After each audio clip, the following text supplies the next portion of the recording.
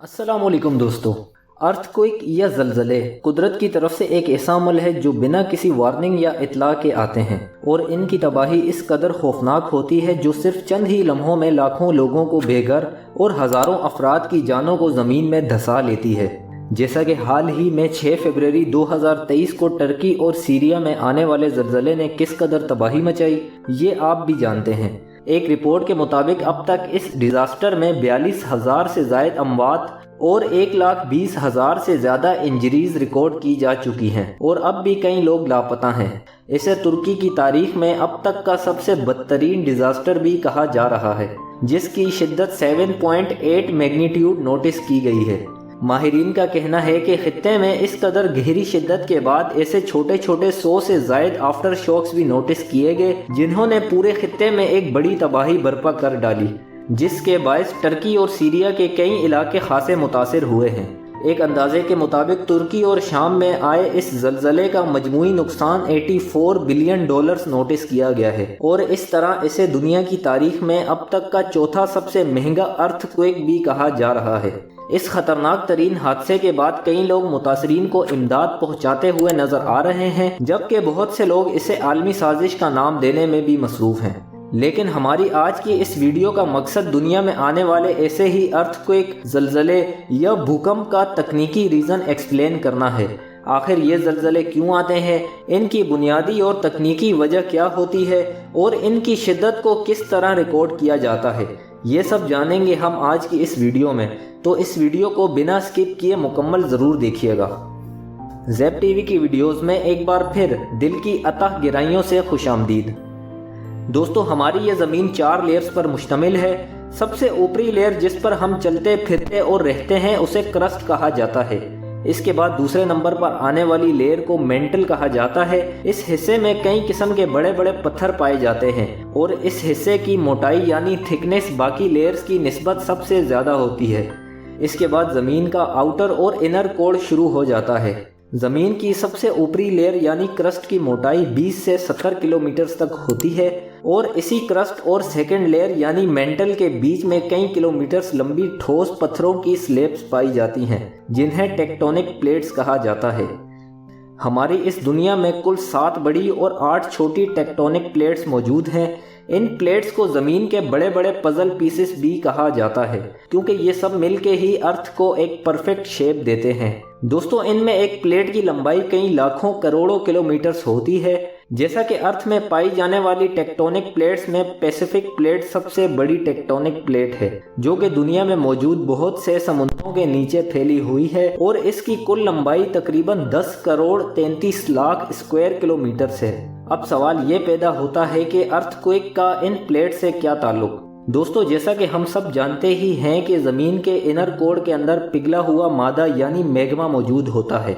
ये मैग्मा हर वक्त energy discharge करता रहता है, जिसकी वजह से टेक्टोनिक प्लेट्स में हरकत यानी मूवमेंट पैदा होती है और ये एक दूसरे से टकराती रहती हैं और कुछ जगहों पर एक दूसरे से सरकती भी रहती हैं। बाज़ दफ़ा ऐसा भी होता है कि इन प्लेट्स के किनारे आपस में फंस जाते हैं। इस दौरान पूरी प्लेट के बाकी हिस्से तो हरकत करते रहते हैं, लेकिन इसका किनारा दूसरी प्लेट में अटका हुआ होता है। इस तरह मैग्मा से निकलने वाली सारी एनर्जी इस पॉइंट पर जमा होती रहती है।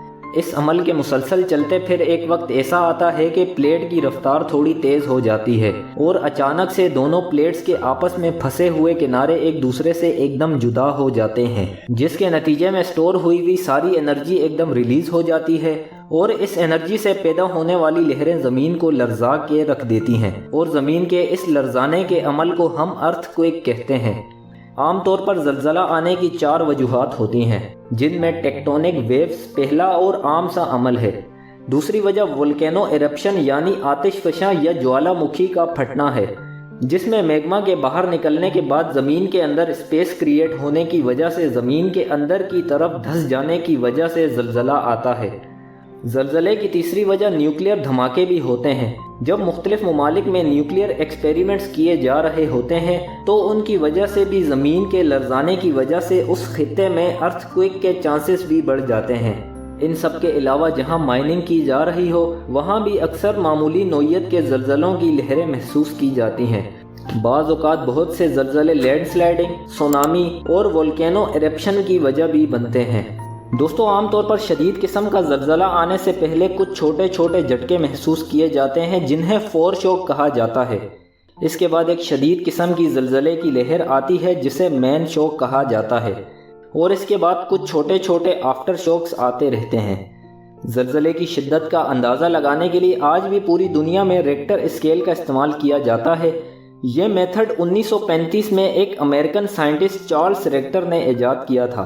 اس کے مطابق اگر زلزلے کی شدت 7 میگنیٹیوڈ سے زیادہ ہو تو زلزلہ خطرناک نوعیت کا تصور کیا جاتا ہے، اور اگر کسی زلزلے کی شدت 3 میگنیٹیوڈ سے کم ہو تو اس کی نوعیت شدید نہیں ہوتی۔ یونائٹڈ اسٹیٹس جیولوجیکل سروے کی رپورٹ کے مطابق ہر سال ہماری اس دنیا میں قریب 20,000 سے زائد ارتھ کویک آتے ہیں، لیکن ان میں زیادہ تر کی شدت 2 اور 4 میگنیٹیوڈ کے بیچ یا اس سے بھی کم ہوتی ہے۔ اسی لیے ان سے نہ تو کوئی تباہی ہوتی ہے، اور یہاں تک کہ اتنی کم شدت کے ارتھ کویک عام انسان کو محسوس تک نہیں ہوتے، انہیں صرف ریکٹر اسکیل پر ہی دیکھا جا سکتا ہے۔ عام طور پر 6 سے 7 میگنیٹیوڈ کا زلزلہ اپنے مرکز سے تقریباً 100 کلومیٹر دور تک محسوس ہوتا ہے۔ اس کے علاوہ ماہرین کے مطابق 8 یا اس سے زیادہ کا زلزلہ عام طور پر سال میں صرف ایک آدھ بار ہی آتا ہے۔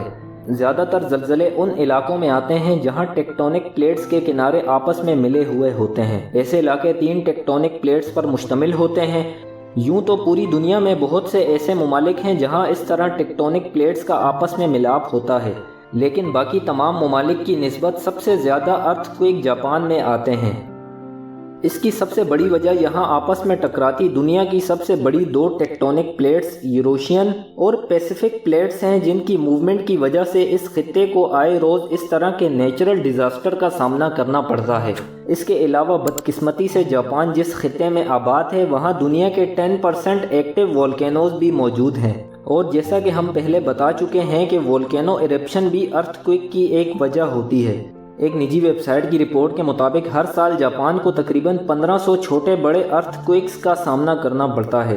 دوستو، یہی وجہ ہے کہ جاپان میں تعمیر کی جانے والی ہر نئی بلڈنگ کو جدید ٹیکنالوجی کی مدد سے ارتھ کویک پروف بنایا جاتا ہے۔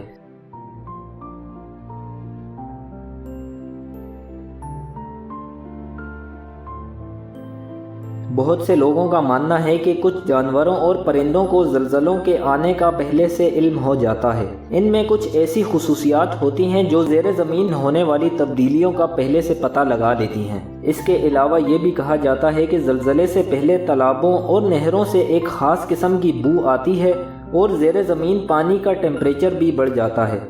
البتہ سائنسدانوں کے مطابق اب تک کوئی ایسا طریقہ ایجاد نہیں کیا جا سکا جس کے ذریعے زلزلے کے آنے کی پیشگوئی کی جا سکے۔ دوستو، یہ تھے ہماری اس دنیا میں آنے والے زلزلوں کے متعلق چند حقائق۔ امید کرتے ہیں آج کی یہ ویڈیو بھی آپ کو پسند آئی ہوگی، اور اسے آپ اپنے پیاروں کے ساتھ شیئر کر کے ہماری اس محنت کو ضرور سراہیں گے۔ پھر ملاقات ہوگی آپ سے ایسی ہی ایک اور نئی معلوماتی ویڈیو کے ساتھ۔ تب تک اپنا بہت سارا خیال رکھیے گا۔ اللہ حافظ۔